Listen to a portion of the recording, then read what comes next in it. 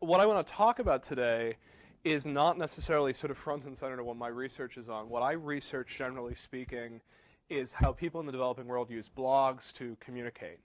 But sort of an epiphenomenon of that is what happens when the people that I work with end up arrested, which happens fairly often. And in fact, I would generally say people who hang out with me a lot, in general, have a high degree of arrest chance, and we'll talk about that going forward. And that sort of gets into these questions about digital activism, free speech online, and we're going to end up talking through a lot of those issues today. Before we really get into this, we have to talk about how the net works. And of course, I realize that this is a highly technically sophisticated crowd, but I did want to draw some critical distinctions between Web 1.0 and Web 2.0. Web 1.0, as we all know, was created at CERN, Tim Berners-Lee. The idea was to allow physicists to share research papers across international boundaries, all sorts of international communication. Web 2.0, as we all know, was created somewhere around the year 2000 by various different firms who realized that what the most powerful use of the web was putting up cute photographs of cats. And what's interesting about this is that we've seen an entire industry sort of emerge based really around this sort of banal idea that everybody should be able to create content, everybody should be able to share content. It may not be universally exciting, it may not be quite as inspiring as some of the physics work here, but it's going to be interesting to some sort of audience, whether that's just your family or friends, whether that's a large group of people around the world, but you're going to create it, you're going to control it, you're going to end up being the driving force behind it. I've had sort of a front row seat for this because, first of all, I should make it very, very clear. I'm sort of profoundly not an academic.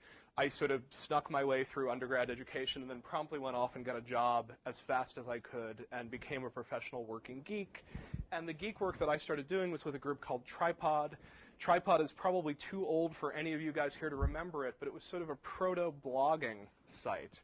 And what happened with Tripod was we thought we were going to provide very practical information for students to go out in the world and get mutual funds and an apartment and a job, and you were going to go and get your life together. And it turned out that no one gave a damn about any of that. What they really wanted to do was use our free homepage hosting service. And they wanted to use our free homepage hosting service for a couple of reasons, and one of them was to post pictures of cute cats. So I, in 1996, 97, actually had the chance to sort of watch this cute cat juggernaut on its way come and reshape the net as we know it. And a couple of observations that I want to give you from that sort of time and from sort of the age of participatory media. The first thing is that if you create participatory media, a certain thing is going to emerge within these systems. And one of the things that's actually very useful about pornography emerging in these systems is it tells you that your system works.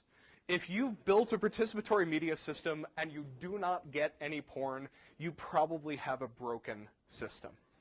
But I want to suggest that there's actually a much harder test which suggests that your system actually has practical uses, and that test is activist uses. So this is a website that was a major thorn in my side when I used to administer tripod.com. This is a website that was used by the Malaysian political opposition. So Malaysia, in the late 1990s, decided that they were going to take the internet very seriously. And they decided that they were going to build digital Malaysia, cyber Malaysia. So they invested in high-speed internet access, and they started building technology parks, and at the same time, they had a rather ferocious political crackdown.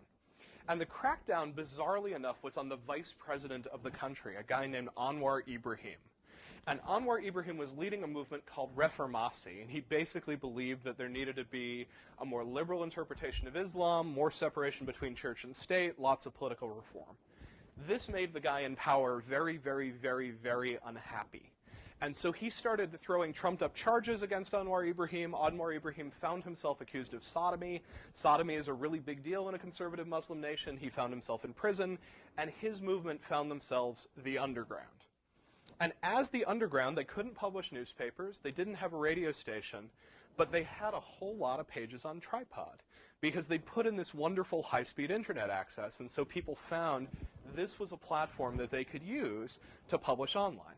Now, let me give you the flip side of this. I'm sitting at Tripod, I'm in Williamstown, Massachusetts, home of Williams College, trying to figure out why, after the US and Canada, my number 3 country for sign-ups for new members is Malaysia. And I can't figure it out at all, but we decide this is cool, we're going to run with it. We decide to go ahead and sponsor the Malaysian Olympic team in the 1996 Olympics. We give $1,000.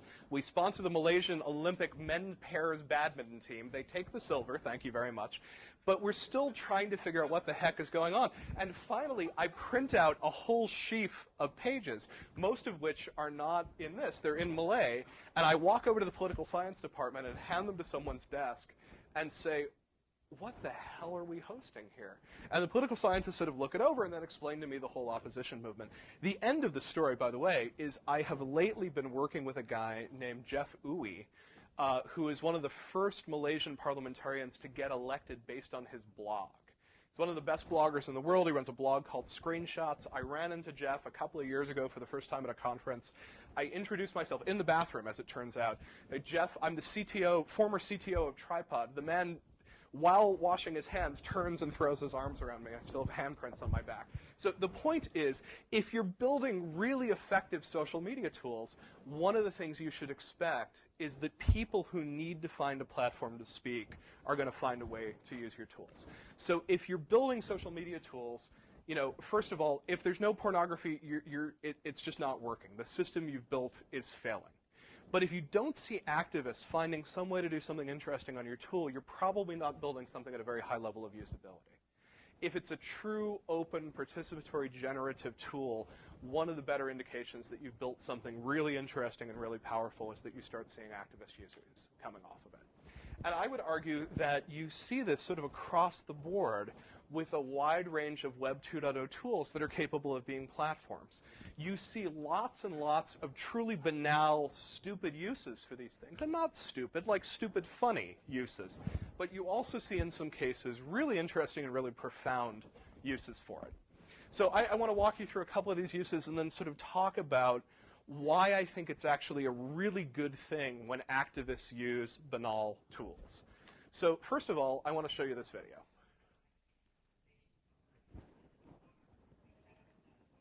So I assume most people have seen this one. I'm sorry we don't have more audio on this one. This is a video that was really, really popular early 2007. It was going to revolutionize politics as we know it. It's an unnamed Obama interactive team member making a video which is really nastily anti-Hillary Clinton. It turns Hillary Clinton into Big Brother. It remixes the famous Apple 1984 commercial. The absolute pinnacle of American creativity in figuring out how to use digital video. A friend of mine is a major political commentator, looks at this and says, 2007 is going to be the the year of user-generated swift boating. We're going to see political speech creatively put online through tools like this. And people within the political blogosphere had tons of fun sort of talking about this. This is really new. This is really cool. Phil DeVellis has done something sort of amazing here. It shows up in the New York Times. People are really psyched about it. I'm at a conference in Doha, Qatar, hanging out with a bunch of Arabic activists at an Al Jazeera event. And Larry Lessig gets up and he shows this video. And a good friend of mine turns to me and says, oh, that's kind of like the one we did in Tunisia. So the one that we did in Tunisia looks like this. Same video, different soundtrack. It's the soundtrack from Lord of the Rings. And it starts getting slightly different just in a moment as we make it into the large hall. Now, that handsome dude on the screen, who you may or may not know, is Ben Ali, who is the dictator of Tunisia. No matter how you feel about Hillary Clinton, Ben Ali is a significantly worse guy than Hillary Clinton is, okay? Ben Ali runs an incredibly repressive, speech-restricting dictatorship that manages to sort of cloak itself within a great deal of propaganda, including doing things like hosting the World Summit on the Information Society. And so this video was put together, it's actually put together out of 2 different Apple promotional videos as a way to encourage people not to vote in the 2004 election, because Ali has this tendency to win these elections by something like 98%. And so what the opposition said was, look, we can't run our own candidate, we can't fairly oppose this, just boycott the damn election. And eventually we're going to find a way to break away out of this society. And these videos do very, very well. Not only do they get distributed on YouTube, on Dailymotion, they actually, in some cases, are so good and so provocative that people burn DVDs of them and they sell them illegally in the markets. In the same way that you sell pirated Hollywood films, you can like get the collected works of Asdrubal, who's a Tunisian human rights activist. So this is a bad, bad dude. And this is a bad dude who is extremely effective in propaganda wars. And the thing that really pissed off many of my Tunisian friends is the fact that they managed to host this enormous international event in Tunisia, the World Summit on the Information Society. It went off fairly well. The Tunisians didn't look particularly bad, but there's really no loosening, no cracks within the Tunisian free speech environment. What there are, however, are some very, very clever, provocative videos that are starting to come out. And this is one of the ones that's come out recently that I'm really fond of. What you have to know about this video, because you probably don't know that much about Tunisia, is that Ben Ali famously doesn't leave home. He's a total homebody. He's afraid of taking ill. He very rarely leaves the country. What's interesting is that his jet, on the other hand, gets around, and gets around in a big way. In fact, it's seen in a lot of major European cities, generally European cities that have really good beaches and really good shopping. And the speculation behind this is that while Ben Ali is not on the plane, because we know the days that he's in Tunisia because he makes media appearances, his plane and his first lady and her friends are essentially doing shopping trips of Europe in the presidential jet. And this is an interesting use of taxpayer funds. And the way that my friends are able to document this is that they're going around onto plane spotting websites. Websites where people are taking photographs of all the planes that pass in through Orly Airport, what time they showed up there, and they're able to track where the Tunisian president's jet goes based on this. So they put this information together. They use Google Earth so that they can do the flyovers. Then they're using clips from these sites to see where they're identifying the plane. And you actually have a fairly accurate way of tracking the movement of the presidential jet, despite the fact that it's absolutely not an official business. And you may think that this doesn't matter, but actually this raises a lot of attention. And Foreign Policy Magazine, which is one of those magazines that actually has a certain amount of weight within the geopolitical community, not only does this to sort of make fun of the Tunisian president, but goes a step further and advises you on how you personally can be a presidential plane spotter. I have to say, I had an opportunity at this the other day. I flew over to Dubai about 8 days ago, and as I was flying out of JFK, I discovered Obama's jet parked next to the one that I was getting onto. So I photographed it and documented it just in case he was in New York on a shopping trip. I don't know that he is, but you know, the point being, at least there's a methodology associated with this. Here, for me, is where this gets interesting. This video, you know, maybe it's interesting, maybe it's overblown, maybe it's overly dramatic. It's probably more interesting if you're a Tunisian human rights activist. It is interesting to me because it starts representing a mashup of lots of user source data put together in interesting ways.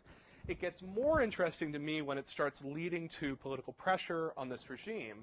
And it gets really interesting to me when it gets put on dailymotion.com and Tunisia blocks access to Dailymotion for a couple of months. So here's why this gets interesting, right? Dailymotion, if you're a francophone, is YouTube, right? It's the French YouTube. It's more popular in the French world than YouTube ends up being. Hundreds of thousands of Tunisians go to Dailymotion. And they're not going to Dailymotion because they want to overthrow Ben Ali. They're not going to Dailymotion because they're activists. They're going to Dailymotion because they want to see the video of the cat that keeps flushing the toilet back and forth. Because that's why we go to these sorts of websites. But here's the thing. Ali is so pissed off by this video, which has made fun of his wife and gotten him in Foreign Policy Magazine, that he's blocked the entirety of the Dailymotion website. So all the folks who are going there to get their cute cats suddenly find themselves going, well, why can't I get to Dailymotion anymore? And they start emailing back and forth, and they start trying to figure it out. And that small 2% of society that actually gives a damn about the activist side starts saying, oh, well, actually, it was this video showing the presidential jet all over the place. I can't believe you haven't heard of it. So there's this funny sense in which what happens when you try to silence the speech by blocking these public banal platforms is that you raise these political issues to a much wider audience than you otherwise would have. And increasingly, this is becoming one of the goals that we have as web activists. We are trying to increase collateral damage. If only 2% of people care about the activist cause that we're playing with, we can get attention from 100% of the internet users by finding ways to provoke a government to sort of lash out and block access to a site. And the reason we're trying to do this is we're trying to raise this social cost of censorship. If we had put up a website which was basically benalisucks.com, right? And it only gets looked at by the 2% of people who are active in this anti-Tunisian free speech movement, and that gets blocked, no one cares other than that 2%. But if you can get this to move into larger, widespread tools, you've taken this to a much larger group, and you have the potential of reaching a much larger audience. So we're looking for collateral damage. We're looking to raise the social cost to a censoring government of censoring speech. So here's what starts happening with these things. Pakistan recently found itself inclined to block YouTube. And the reason for this, as it turned out, was one particularly offensive video. And it actually was a pretty offensive video. It's a Dutch academic who believes that the Quran is literally demonically inspired. And so he'll give these very long-winded lectures about the demonic inspiration of the Quran, and you can understand why an Islamic State would find this really, really offensive. Instead of talking to this academic, instead of putting up a rebuttal to it, instead of any number of other approaches, Pakistan's approach has been to block YouTube. They're not blocking YouTube so much as a way to block access to this video. They're really blocking YouTube to pressure YouTube. But one of the first questions is, why are they blocking all of YouTube? Well, it turns out that there's sort of 4 basic ways to censor the internet, or at least 4 basic ways that we know how to do. The really ideal one would be to block keywords. You'd really love to be able to dig in there and sort of say, here's the name of this Dutch scholar. Whenever he shows up, just block any content associated with him. We think this guy's a bastard. Just don't show him. But that's deep packet inspection, right? That means going into each packet that's coming across your national firewall and taking a look to see whether it matches or not. It fails in cases of encryption. It fails in all sorts of different cases. And no matter what you do with it, it is really, really expensive to do. We see some cases of deep packet inspection and keyword blocking in a Chinese context, but we don't see it universally. And we're not really seeing it anywhere outside of China. At this point, it is generally too much work and too difficult for most censorious governments to deal with. So they deal with stuff that's a little bit easier. If you wanted to block that YouTube video, you could block the URL, right? The specific URL that the video is located at. But the truth is, if you've ever looked at YouTube URLs, there's about 9 or 10 different ways that you can write the URL and access the same content. So it actually gets surprisingly tricky to write the URL in such a way that you can block it with a single rule. You end up writing very complex rule sets. People find back ways to get to them. People pass back and forth modified URLs to get there. So it's difficult. It's actually quite messy to do. You can block the DNS. You can basically say, you want to go to YouTube? I've never heard of YouTube. I don't have an IP address associated with that. Sorry. And of course, that fails. And that fails in 2 ways. You either find people switching their DNS over to OpenDNS, or you find people finding out other ways to go directly to the IP address. It is almost entirely ineffective. Almost everyone who censors the web has given up on doing it. So what people do instead is they block IPs. And that's what Pakistan did. Pakistan said, we're going to block the IPs associated with YouTube. Here are the 2 major IPs associated with the site. We're simply going to block all access to them. We're going to redirect access to a page explaining why YouTube is blocked. Interestingly enough, Pakistan screwed this up. And they actually published this as a route. And so what happened for a little while was, rather than redirecting Pakistani internet traffic over to this block page, this route propagated from everyone who listened to this newly announced Pakistan route. And for about 2 hours, everyone on the web who had adopted this new route all tried to go see that same redirect page, which was now announcing itself to the world as the shortest route to YouTube.com. And this rather quickly took down the entire Pakistani internet, as well as making it impossible for anyone in the world to see cute cats through YouTube, which is in part why people know that Pakistan is blocking YouTube. Because again, the same sort of level of social cost, Pakistan managed to put its foot in it so badly that not only are they now viewed as censors by their own countrymen, they're actually sort of viewed universally in one fashion or another. But the real problem with IP blockage most of the time is just that it's overbroad. There's one thing that you're trying to block on YouTube in Pakistan, and you end up blocking the whole thing because the rest of these techniques turn out to be fairly difficult to implement at a national level. Now, I'm sure a lot of you here can sort of think about this and come up with better techniques for how people should block better. And I'll tell you, my friends over at Google often spend time sitting down and talking with repressive governments about here's how to censor us better. And the reason for it is that if you're Google, it sucks to have YouTube blocked in Pakistan. That's a whole lot of people looking at a whole lot of cats, and that's a whole lot of ad impressions. And so what happens most of the time is that rather than convincing the Pakistanis to up their quality of censorship, instead Google backs down. And this is what happened with that video. That video was removed from YouTube within about a day. And the interesting question on all of this is I don't really know whether that video should or should not have been removed. It was removed probably for copyright violations. That's usually what this pink screen means. It's possible that, in fact, it was a TV broadcast of this interview with this inflammatory Dutch academic, and they decided on copyright grounds that it should come down. But it does seem a little peculiar, and I have a hard time reading this situation as anything other than Pakistan called YouTube's bluff and said, unless you're going to take this video down, we're going to block you in our country. They did. They did it effectively. They proved willing to pay that social cost. And to a certain extent, YouTube backed down and took down the video, which suggests that while smart activists are trying to raise this price of censorship for governments, we're trying to bring up that social cost, smart governments are trying to figure out how to raise that price for Web 2.0 companies. And what governments would really like to do is be able to pressure companies so that they can just call them up and say, hey, we've got a problem with these 2 or 3 videos. They're really going to cause social strife in our country. We'd like you just to keep this quiet, but if you could just on the down low get rid of those, that would make us really happy. And I would love for Google to sort of stand up and say that wasn't the case on this one, but I've given them the opportunity to do so, and I haven't gotten a good response that convinces me that that is not what happened in this circumstance. So here's the thing. We are in the midst of an increasing censorship trend. My colleagues over at Berkman are part of a group called the Open Net Initiative.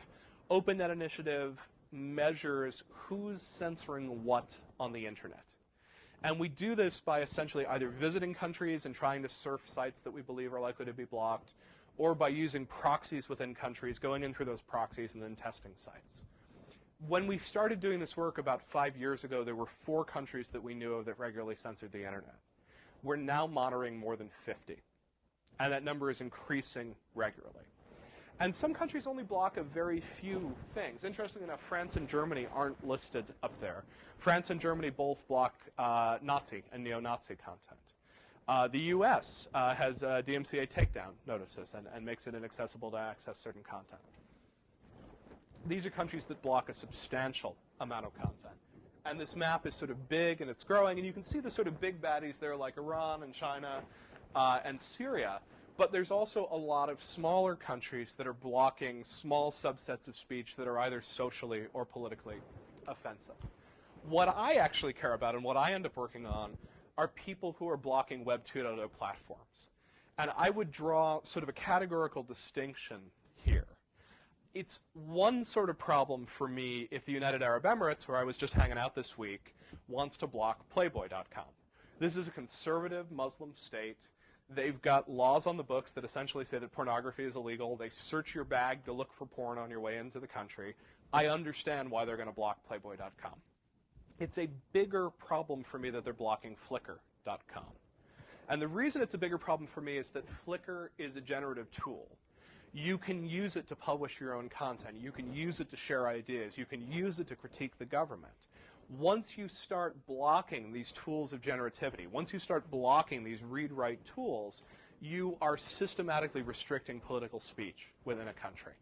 And I find this troublesome. And I think that as we try to figure out how to fight censorship, we need to have a special strategy for these tools that allow people to raise their voices and to speak up. This is a project that we do at Global Voices. One of the things we do at Global Voices is try to monitor who's censoring what tools, who's blocking what tools. And we do this at a site, advocacy.globalvoicesonline.org. It's run by a friend of mine who is part of that Tunisian video collective that started those videos that we showed early on, who's now based in the Netherlands and who runs this. And we have a map that specifically tracks which social media tools are blocked in what country, when, how long for, and what the activist movements are to try to get them unblocked. But this is my nightmare. And this is the map of global press freedom. And this is a map that gets put together by Freedom House, which is a US-based nonprofit, monitors media freedom around the world. If something's in green, there is a almost entirely free press in that country. If it's in yellow, that press is under threat. If it's in purple, that press is not free in some substantial way. My contention is that as the internet becomes more and more important as a space for free expression, anything on this map that isn't green is probably going to end up censored on the web if we don't find some way to sort of push back against this movement. The logical extension is that if it's illegal in print, we're going to find a way to make it illegal in an online context as well. So I'm trying very, very hard not to end up with a map that looks like this one, but the fact that the map already looks like this one is actually pretty scary and means that we're heading in sort of a bad direction. So here's a more optimistic note about maps. We'll hang out in the Middle East because that's where I've been hanging out lately. There's Dubai. A little bit up from Dubai is Bahrain.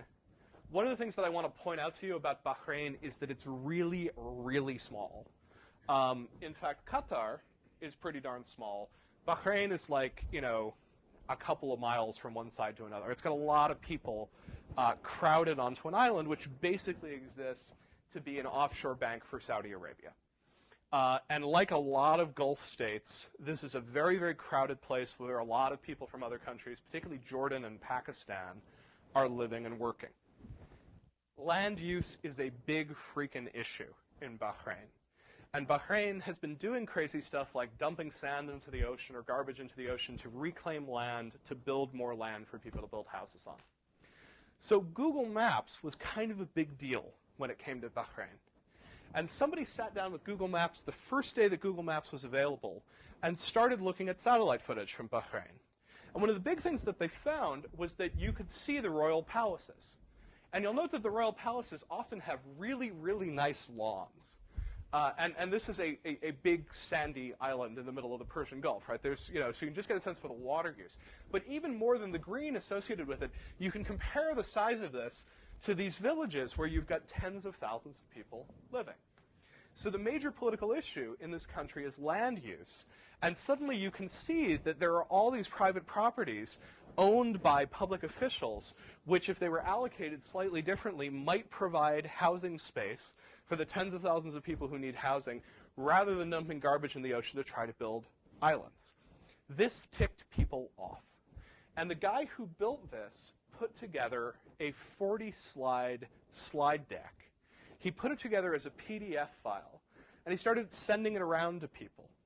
And for a while, this was the most popular topic of conversation in Bahrain. Everybody ended up with like half a dozen copies of this in an email forward. I'm not Bahraini, I don't even work there. I ended up with 6 copies of this as an email forward. The Bahraini government couldn't stop the flow of this for a really simple reason. It was a PDF.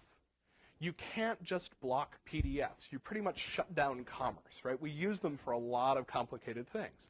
So they did the next best thing. They shut down Google Maps. And then what happened, of course, was the bloggers picked it up.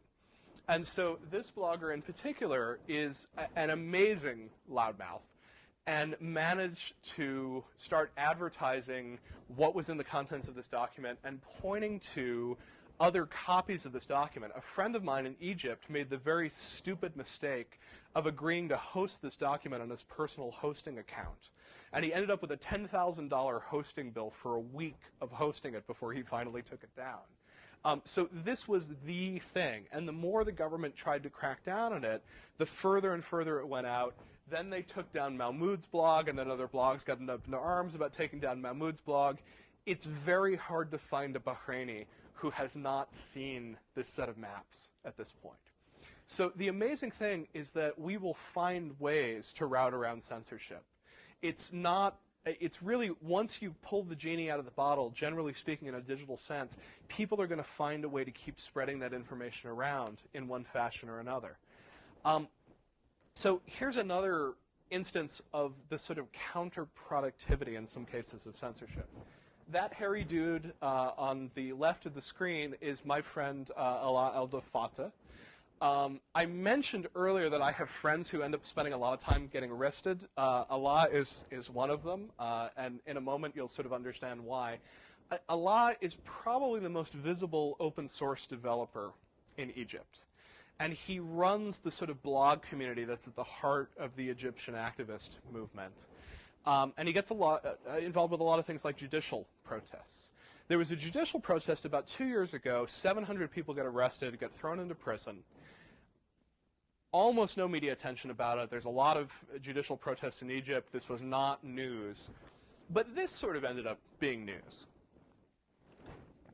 Alaa started blogging from prison. Now, for any of you who are interested in blogging from prison, the first step is to marry a blogger. And I have to say, I did this 10 years ago. It's been very good for me. It's worked out extremely well. I recommend it to all of you. But the reason you want to marry a blogger is that when your lawyer comes and visits you, you have a right under assorted Red Cross charters to have access to paper and pencil, and you can draw your cell or you can write accounts of what's going on to you. You hand it to your lawyer hands it to your spouse types it up, and presto, you're blogging from prison. So this became really interesting fodder for those of us who were trying to get Alaa out of prison, because suddenly we had these accounts from him in prison of what was going on, why he was being held, what it was like. And this helped us gain a great deal of media attention. This blog that people were running, freealaa.com. And by the way, my friends who are likely to end up in prison, I just, after meeting them, register freeyourname.com. It makes things a lot easier nowadays. So I just try to sort of size you up and figure out what the chances are that you're going to end up in trouble at some point in the future, and then consider it flattery if you end up with a freeyourname.com. But this site managed to get attention from CNN, attention from Al Jazeera. All these people who weren't covering this judicial protest suddenly found themselves setting up cameras outside of the prison where this guy was blogging. So they would have been far better off if they just released him the first night, right? No one ever would have known about the protest. There's no good reason to arrest her. I mean, there's still... I mean, these guys were illegally participating in a protest. I mean, this is one of these complicated things, right, is that we tend to view the world as the legal system works like it does here, or there's no legal system, right? You know, we've got America's strange system, or we have tyranny. And the answer is it doesn't actually work that way. Most countries have rule of law. It's that rule of law may be used as a weapon against you. And in this context, they were holding an unlicensed, unscheduled protest. Had they gone off and arrested Manal, it would have been a really big deal. And at that point, since we were all paying attention to it, it probably would have exploded even further. But what it really came down to was he knew he was going to get arrested. They had some discretion as far as how long to hold him. They probably ended up holding him longer because he was blogging. The funny thing is, what he said to me is that because they were holding me, they ended up thinking I was far more important than I actually am. So he was actually one of the last people released from prison. And those of us who were, working on this blog were sort of like, well, gee, that's a drag. We really wish we didn't do that. He said, no, you probably prevented me from getting tortured, because everyone knows that would have ended up on the blog. Everyone would have known about it. But yeah, it's interesting. I don't think any of us even really thought that his wife was in any danger, as it turned out she wasn't. So here's the thing. This stuff gets fairly personal for me. This guy, Wu Hao, was Global Voices editor in China. Global Voices is a big site that sort of looks at content from the developing world, puts it all together, sort of runs a Reuters-style newswire of it. We hired Hao Wu. He became our China editor. About 2 months into working with us, he ended up being detained by the authorities in Shanghai. He was never charged, but he was held for 4.5 months without charge. And we made sure that he had a lawyer, and we made sure that his family knew about it, and we were in regular touch with his family. But there wasn't a ton we could do. We put up freehaowu.com. We started, no, we hadn't registered ahead of time, but it was one of the things that helped me realize that we had to. We started writing what we knew about his case. We started writing about the ways that we were pressuring senators, congresspeople, stuff like that. But the problem was we barely knew the kid. I mean, I traded like a dozen emails with him. He wrote really good stories. I didn't even really know whether he was in because he was working with us, or whether he was in because he was an independent filmmaker, or if he was in because he's gay and visibly gay. I don't know what he got arrested for. And so we were sort of lousy advocates. And one of the things that we sort of learned from this is that advocacy is changing in a Web 2.0 age. It's a really bad idea as a well-meaning white dude to stand up and say, I'm going to speak for the Tibetans because they cannot speak for themselves. Well, it's bullshit. They can speak for themselves. Almost anyone can speak for themselves. That's the point of Web 2.0, is that except in outrageous cases, people do find ways to speak to themselves. Your job as an advocate nowadays is to let someone speak for themselves. And in this case, what we ended up doing was leaning on Nina Wu, who was Hao Wu's sister. And about 2 weeks after we put up freehaowu.com, she said, you know what, this is bullshit. You guys don't actually know my brother.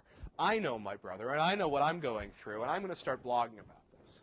And what's interesting is that Nina, first of all, was in a much better position to tell this story than we were.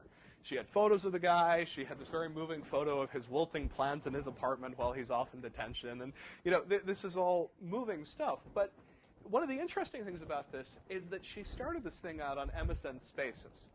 So MSN Spaces is not where we would have chosen to ask her to put up this blog. We know that MSN is systematically censored in China.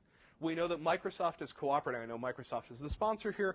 Microsoft is cooperating with the Chinese government to censor certain types of speech on Spaces.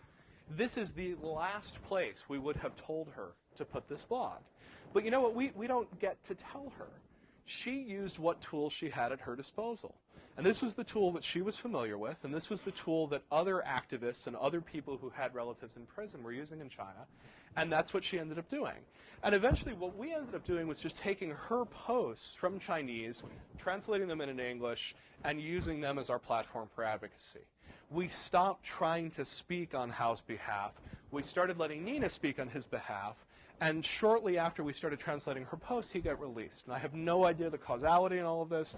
But for me, it was this interesting lesson, first of all, about the danger of speaking on behalf rather than amplifying.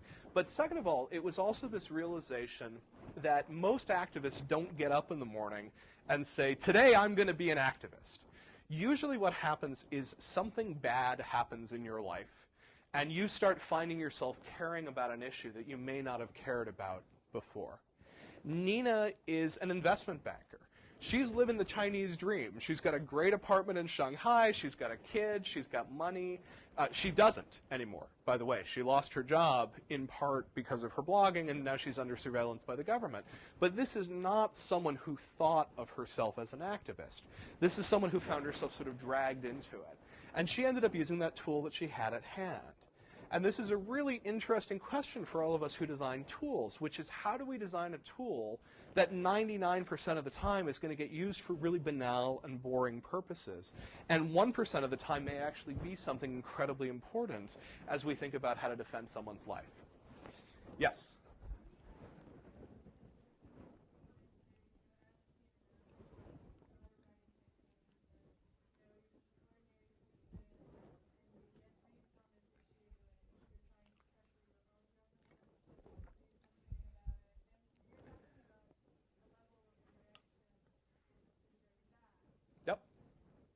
I'm not hugely supportive of those campaigns. I think that it's a style of advocacy that doesn't make a ton of sense nowadays. And I think one of the things that I would say, and I say this as someone who in high school sat there manning the Amnesty letter writing table, that what I would love to see groups like Amnesty doing is, first of all, helping us get much closer to the people that we're advocating for, which might mean giving their families a voice, might mean giving the organizations they work for a voice. Just to give you a contrast on this, right? A bunch of Burmese bloggers just got arrested and sentenced to long, long prison terms. If you really want to know what's going on with those guys, Irrawaddy.com, which is a site that follows free speech in Burma, knows most of these guys, knows the circumstances around it, and is putting an enormous amount of information out about it. So I think it's okay if Amnesty is trying to get you involved with other people's issues, but I think that these sort of really narrow channels of the two-page briefing document, now go support this person, is kind of bullshit and is kind of, 10 or 20 years old. What I really want to see advocacy organizations doing is figuring out how to close that loop a little bit more. I also want to see advocacy organizations listening to the family and the friends of the people that they're advocating for, because one of the biggest things that you discover in a case like this, we couldn't start this site until Nina gave us permission. And we spent a month on the phone with her going back and forth about whether or not she would give us permission. And she didn't give us permission until she finally got to the point where she felt like, gee, he isn't coming home tomorrow. But one of the things that people do is they end up advocating, and sometimes they advocate and get people in trouble instead. So I would love to see the whole advocacy industrial complex, including Amnesty, start rethinking how they're doing this and rethinking it for a Web 2.0 age. So I do think there's a lot of challenges there for people who are in that space. Let me just talk quickly about a couple of other tools and then talk to you about some of the problems that we're sort of facing in this. My friend Allah, who ended up in prison in Egypt before, now has an interesting new technique for staying out of prison. And every time I hang out with this guy, the first thing he does when he sees me is he grabs my laptop and he posts to Twitter. And the reason that he posts to Twitter is that if he doesn't post to Twitter for about 48 hours, people generally put up freeallah.com again. So the theory is it's sort of, the suicide switch, right? Like if we've lost contact with the dude, then we know he's probably in trouble and we're going to put up the alarm again. And one of the really interesting things is that when he gets questioned by the police, and he does fairly often, you will always see on the Twitter feed going in to talk with police. And then when he gets out of the questioning, he lets us know, and that's how we know that he hasn't ended up in prison. And it's just a nice, lightweight use. It may be the only practical use out there that I've ever seen for Twitter. One of the more interesting things that's come out of this was also in an Egyptian context. This guy, Malik Mustafa, was about to be taken in for questioning by Egyptian authorities. Allah and others twittered and said, hey, they're coming for Malik. He's on such and such street. About 100 activists came out to see what was going on and ended up accidentally blocking the street. And the police car couldn't get out. And the police at that point had to make a decision. Were they going to call in dozens of backup and try to clear these hundreds of activists out of the street? Or were they just going to let the kid go? And they ended up letting the kid go. They suddenly ended up surrounded in one fashion or another. They weren't aware that it was Twitter. They simply had lots of Kafaya activists shouting, let Malik go, let Malik go. Right, but how did anyone know to warn them that the police were coming to this person? Allah was over having lunch with the guy. And the police came in and said, we want to take you in for some questioning, at which point Allah went on Twitter and said, they've come for Malik. Oh, they were there before the activists arrived? Yeah. Twitter was what rolled out the activists. So it's like they're here right now? Yeah. And it turned out that people were able to get down there very, very quickly. And as the story goes, or as I've gotten it from my Egyptian friends, we're able to get enough bodies between the car and the street that they ended up letting them go. Interesting question about the ability to do social organization, but also interesting to sort of think about this distributed coordination.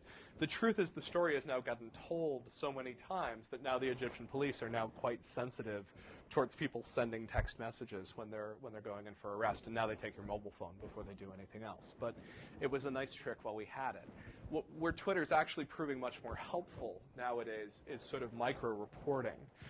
So people who were on the streets of Belgrade right after Kosovo independence, people who were hanging out in Eldoret in Kenya shortly after the Kenyan government crisis happened around about a Boxing Day of last year, these suddenly become really interesting lightweight reporting tools.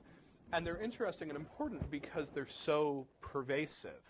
we tend to think that this is the device that you're going to use as an activist tool, and in this country it probably is, the laptop. But in the rest of the world, you've got a much, much higher chance of having a mobile phone rather than having a laptop. And particularly in a context like sub-Saharan Africa, where there's probably a few million computers, but there's 100 million mobile phones, you start finding yourself building systems like this one. Now, this is Ushahidi, which is a project that I advise. This is a distributed reporting project for crises. And this got built in about 4 days by 5 Kenyan activists in the wake of the Kenyan electoral crisis. So we had a disputed election. It got nasty really quickly. You started having violent protests in some of the big cities, and particularly in the Rift Valley. And it wasn't being particularly well covered by the media. So what my friends decided to do was build a system where you could send a text message to the short code 6007 and say, hey, they just burned down Sam's Bakery in Eldoret. And that goes into the system, and they say, okay, we've got a report of a burned building, Sam's Bakery, this address, Eldoret. They then start looking for cross-checks of this. They're looking for someone to send in a photo or a video. They're looking for a mainstream media report that's going to confirm it. But one way or another, they're trying to take inputs from hundreds of citizens around the country, publishing this number very widely. And what they're able to do is build maps of incidents that sort of spread out over time. And what's pretty interesting about this is that you can follow the timeline, and you can watch how different violent incidents end up sort of spreading through the country. And you end up with an index of a database, some of which end up having images and videos associated with it of what's gone on. And this is a system that can work extremely well for people who aren't in a position to go start a blog because something bad has happened in their country, but might want to make sure that they document what's happened in their specific community. And it's a way to try to do it within a system that makes a lot of sense for people within the developing world. What's interesting to me about this was that this required very, very little development. This required about 4 days of development time, because the hard part of it is all the Google Maps stuff.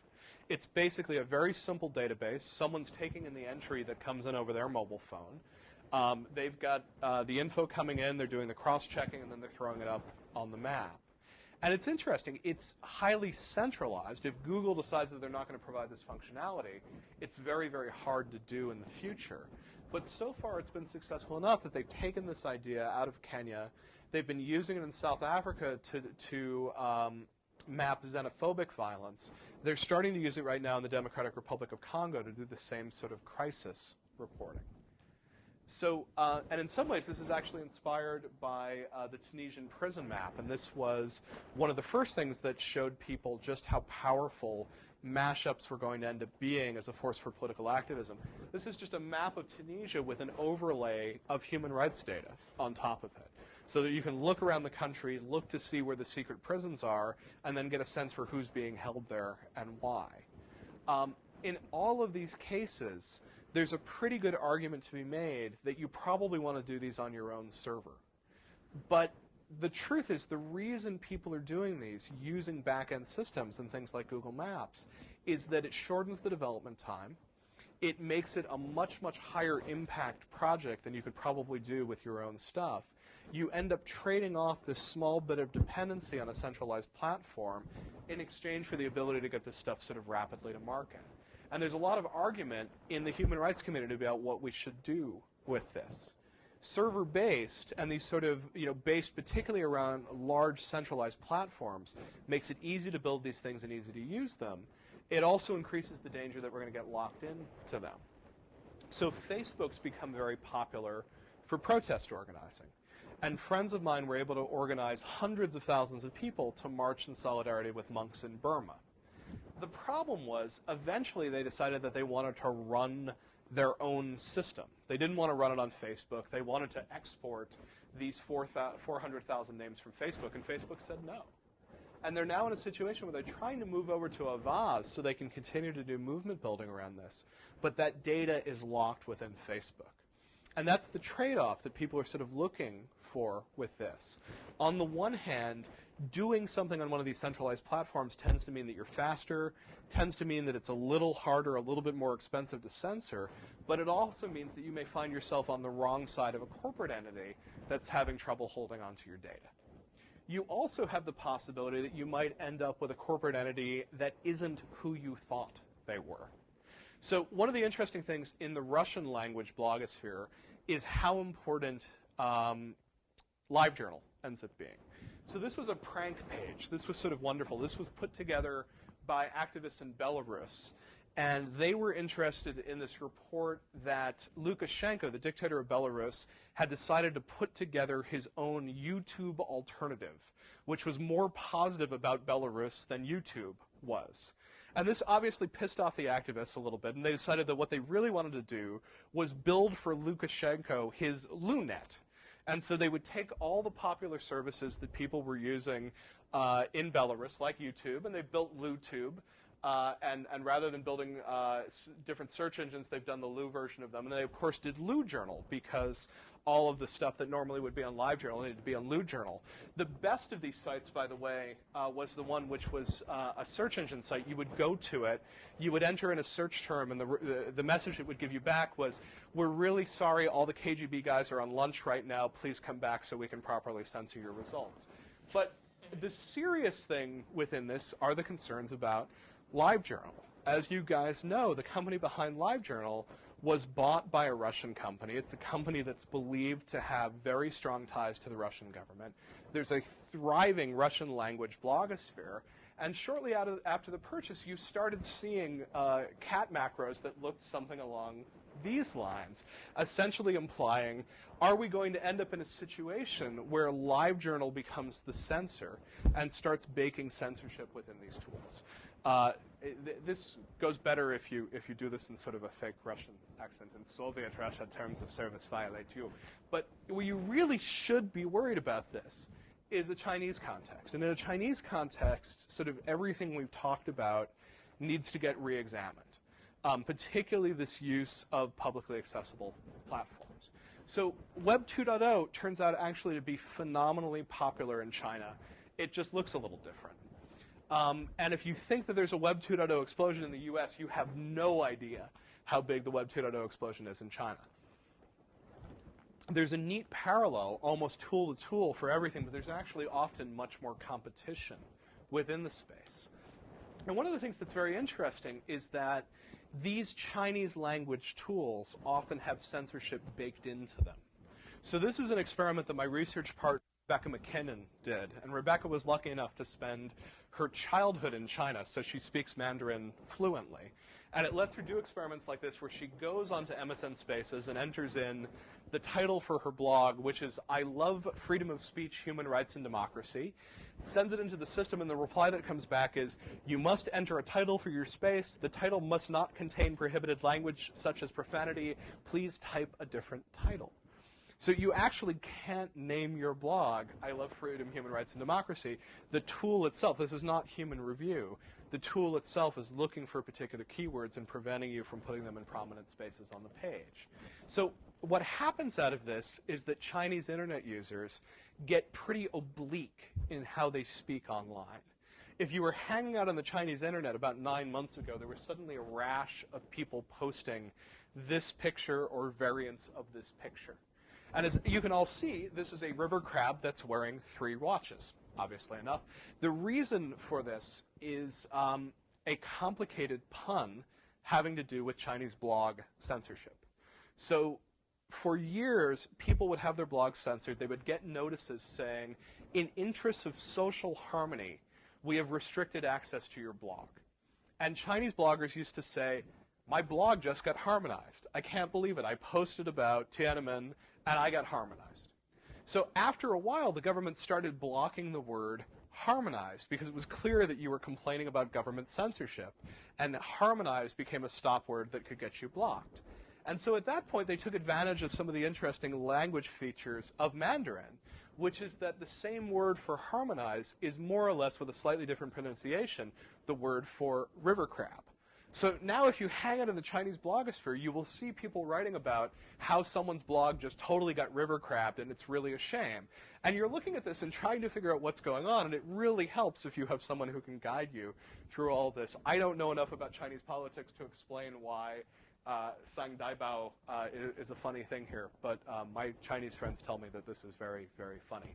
But the point is, you start looking for mechanisms when censorship is baked in, One of them is to figure out the fact that, generally speaking, it's very hard to censor images.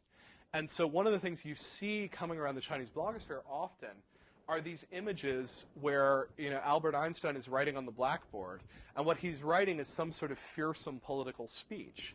And the reason for this is that people have developed tools which allow you to enter in the text and have it appear on the blackboard behind Einstein, which then gives you an embeddable image which you can put up on your page, which suddenly becomes extremely difficult to block. So this is the sort of nonsense that you find yourself doing when the government has gone a step further. What's happened is the Chinese government has basically said, look, we're going to block access to the vast majority of these tools. We're going to make them fairly hard to get to. We may just block them outright, or they may be intermittently accessible. But we're going to throw you a bone. You've got all these great tools. And by the way, these great tools are in Chinese. They're not in English. They're natively hosted, and we're going to take advantage of your national pride and suggest that this is what you should use instead. Oh, and by the way, yes, there is some censorship baked into them, but you'll hardly even notice. And the truth is, most people don't notice. Most people aren't blogging about human rights and democracy. Most people are blogging about cute cats, and they don't give a damn about it. And the point is, it's okay at this point in China to block Flickr.com because you can get your cute cats through a Chinese site that allows people to show cute Chinese cats. So the brilliance of this is that you get around the whole cute cat theory by enabling the cute cats, but actually stamping out the political speech in the process. So I want to, I should quickly mention there are things that China isn't blocking. One of the things that none of us can understand, by the way, is Gmail. But my friends theorize that Gmail has become incredibly popular within the cognoscenti in China and that no one wants to move away from it. My guess is that you will at some point see a successful competitor towards it.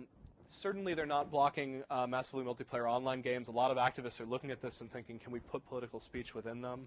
They're not blocking Skype, but of course the locally distributed version of Skype has keyword filtering within the chat client. So one of the possibilities here is we have stuff that have the same brand names, but they've actually been subverted in one fashion or another. Last thing I want to talk about. Censorship, it's not just for governments anymore. One of the things that we started seeing in the Georgia-Russian war was something that everyone started referring to as cyber war. When someone refers to cyber war, you can generally safely stop paying attention to them. There is at this point no cyber war. There is lots and lots of cyber harassment. There's lots of cyber defacement. In this case, what they mean by cyber war is not bringing down someone's military defenses. They mean making someone's websites hard to access. They're talking about DDoS.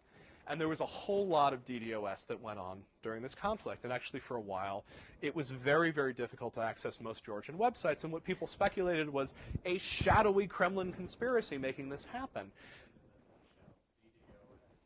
Sorry. Distributed denial of service. Assume for the moment that you're really pissed off at Princeton, and you'd like to take down Princeton's phone system.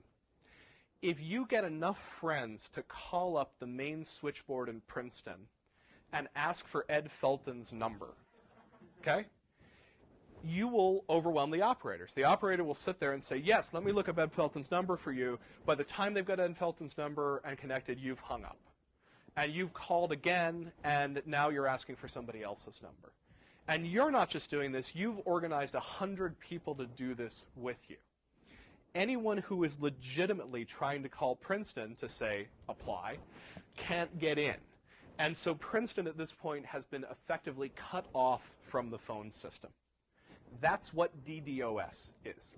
DDoS means that you tell a whole bunch of folks, let's go load some web pages, and then let's run away, and then let's load them again really fast, and eventually the web server will be completely overwhelmed by it. It won't be able to serve it out. It's possible that these sorts of attacks are taking place from armies of zombie computers, people's computers that have been compromised, that are being run by shadowy Russian hackers. There's another possibility which is pretty interesting. And my friend Evgeny Morozov, who's a Belarusian tech journalist, went onto the Russian language blogosphere and said, hey, I'd love to help take down those damn Georgians. Now, he's actually pro-Georgian, but he was trying to get a story out of this. And he quickly found himself on a website that handed him this little snippet of HTML. And this little snippet of HTML, if you save it in a file and you open it in your browser will every few seconds try to open a different Georgian website in a new window, and then pause an arbitrary fraction of a second, and then open another one. And as fast as your little browser can carry you, you are essentially clicking around on a whole bunch of Georgian websites. And if you get a few thousand people to do this, this is actually a fairly effective way of taking down a small-scale website. So one of the questions that we're having on all of this is this what made those sites inaccessible? Or is it large, organized hacker groups like Russian Business Network renting out zombie bots to do it? Because the truth is, DDoS attacks are actually pretty effective.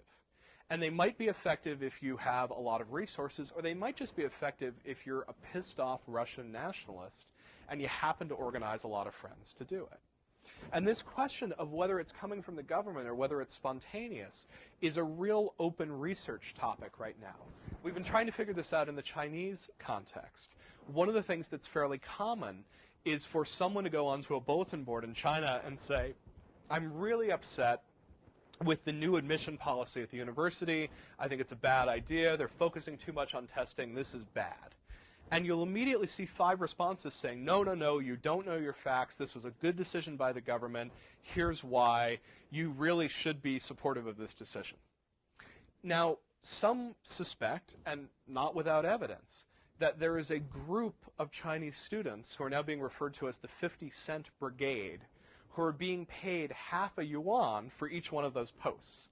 And so by looking for message board traffic that could be controversial and responding to it, they are in the pay of the Chinese government, and that's where the dissent is coming from. This may or may not be true, and it may or may not be the only thing out there, because we've seen other sites out there like anti-CNN.com, which was an attempt to respond to what a lot of Chinese people saw as biased media coverage during the Tibet protests. This site, we know, was not a government site. We know that this was an individual who's been extensively interviewed and extensively talked to, and appears to be a really pissed off 24-year-old businessman who thought that CNN really sucked, and managed to organize a lot of people to work with him on a site that produced video and did a lot of critique of CNN coverage. So the interesting question in all of this is we're starting to see tools that are actually pretty effective at causing a decent amount of havoc. You could imagine them coming from citizen hackers. You could also imagine them being organized by government efforts. How you approach this has a lot to do with where you think these things are coming from. So let me mention that where this is really coming into play is that we're now starting to see really serious denial of service attacks on some very important sites. This is probably the most important independent media site if you're interested in following Burma. And it's been under attack for 3 or 4 months at this point. And at one point, Irrawaddy actually lost their web host. Their web host said, we're sick of you guys. We keep you on a server. You're constantly attacked. You end up taking down the other servers we have here. Get out. And we were able to help them find a better server and a guy who's doing a better job of filtering denial of service attacks. But this has become an enormous problem for human rights organizations. My site is continually under attack. And it's been under attack since we added a country for Kosovo. And since then, we have experienced DDoS attacks every single day. And my sysadmins spend an enormous amount of time trying to fend them off and trying to keep our site up. And generally speaking, we're able to do it. But we have a hosting provider who has a very good sense of humor, and these guys didn't. And one of the things that we're starting to advise activists who undergo DDoS is that you may have to start hosting with someone like Blogger. Because no matter how pissed off you are, you're not going to launch a denial of service attack against Google. You're not going to take them down. So this may be another one of these cases where finding a way to use these really banal common platforms rather than the custom ones is the way to go. Let me offer one last thought, and then I promise I'll shut up. We spend a lot of time talking to the developing world community about this. One of the things we've been trying to figure out is whether cat macros have caught on in other countries. And so I sent an email out to my team, and I've got people in 120 countries, and said, go look at Icon Has Cheeseburger. Has this become popular in your country? And everyone sort of came back and said, no, interesting enough, in Egypt we like humor, and we also like cats, but we have not thought about putting captions on cute cats. This is very strange. So some of us are now trying to work on this and sort of figure out whether we can in fact export this into different environments. We're looking to see whether we can introduce them outside of their native environment. I really do think cute cat theory is probably central to how we think about protecting speech on the internet. And I want to remind everybody that censorship is in fact the sincerest form of flattery. And I thank you for your attention. Thank you very much.